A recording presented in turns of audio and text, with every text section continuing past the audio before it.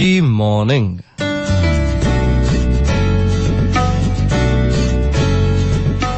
માંદા તો પડવું જોઈએ. બીમાર પડો તો ખબર પડે કે હેલ્થની વેલ્યુ શું છે. ગઈકાલે આ વાક્ય હું બોલતા તો બોલી ગયો એક કોન્વર્ઝેશનમાં. પછી મને થયું કે ખાલી માંદગી નહીં, દરેક વિપરીત પરિસ્થિતિ, દરેક દુઃખ, દરેક તકલીફ, દરેક વિડંબના આવવી તો જોઈએ જ, તો જ ખબર પડે ને સુખની વેલ્યુ. તમે જોજો, કોઈ અચાનક બીમાર પડે ને તો સૌથી પહેલું શું થાય? રૂટીન ખોરવાઈ જાય.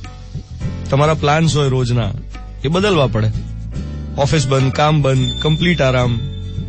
તમે ઓવર બિઝી રહેતા હો ને તો બ્રેક મળે. અને એ બ્રેકમાં રિયલાઇઝ થાય કે યાર પર્સનલ લાઈફમાં નાની નાની વાતોમાં વધારે મજા છે.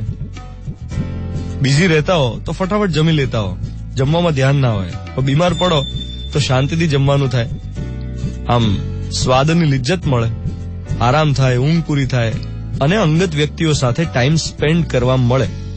નાની નાની બીમારીના આ બેનિફિટ છે. અને મોટી બીમારીમાં આખો પર્સ્પેક્ટિવ જુદો. એમાં તો ખબર પડે કે કોણ ખરેખર આપણને ચાહે છે. મોટી બીમારીનો બેનિફિટ આ છે કે કોણ ખરેખર આપણને પ્રેમ કરે છે, કોણ ખરેખરના સગા છે અને કોણ વાલા છે. એ લોકોની લાગણીનો લિટમસ ટેસ્ટ એટલે મોટી બીમારી. અને એથી વિશેષ આપણે આપણી બોડીને, આપણા માઇન્ડને, આપણા વ્યક્તિત્વને કેટલું સિરિયસલી લઈએ છે એનો પણ આપણને ખ્યાલ આવે. લાઈફ પ્રત્યેનો આખો એટીટ્યુડ ચેન્જ થાય. મોટી બીમારી થાય ને તો એમ થાય કે અરે યાર આ બધું શું પૈસા ને પ્રોપર્ટીની પાછળ દોડ કરતા હતા, વેસ્ટ હતું. એટલે અમુક વસ્તુઓ કેટલી આમ અહેતુક હોય છે, ક્ષુલ્લક હોય છે, આપણને રિયલાઇઝ થાય કે આપણે ખોટું આની પાસે દોડ કરતા હતા. પછી પાછા ઠીક થઈ જાય ને એટલે હતા એવા ને એવા.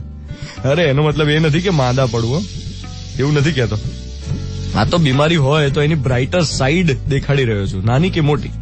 બાકી હેલ્થ ઇઝ વેલ્થ એ સૂત્ર માત્ર ભણવામાં આવતું હતું અને આપણે સાંભળેલું છે. એ કઈ આમ પોથીમાંના રીંગણા પ્રકારનું સૂત્ર નથી. એને એકચ્યુઅલી અપનાવવા જેવું છે. સૌથી મોટામાં મોટી વેલ્થ એ હેલ્થ જ છે. અને એના પર જો તમે કોન્શિયસલી પ્રયત્ન કરતા હો અને હેલ્ધી રહેવાનો ટ્રાય કરતા હો તો તમારા એફર્ટ્સ માટે તમને સલામ. I am sure you are happy with yourself. 7:12 થઈ રહી છે. 18th એપ્રિલ 2018 બુધવારની સવાર. હું છું દ્વાનિત તમારી સાથે. Good morning my dear.